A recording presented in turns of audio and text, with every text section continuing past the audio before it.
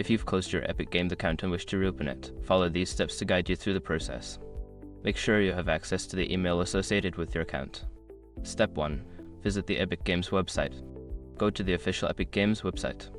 Look for the login option at the top right corner of the homepage. Step 2. Attempt to log in. Enter your email address and password associated with your closed account. If the account is still recoverable, you will receive a message indicating that your account is closed. Step 3. Follow the account recovery instructions.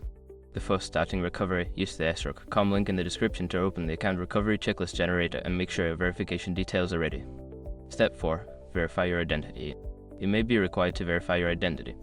This could involve answering security questions or confirming your email address. Make sure to complete this step to proceed. Step 5. Confirm account reopening.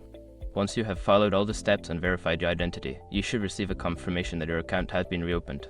Log into your account to ensure everything is in order. If you encounter any issues during this process, consider reaching out to Epic Games support for further assistance.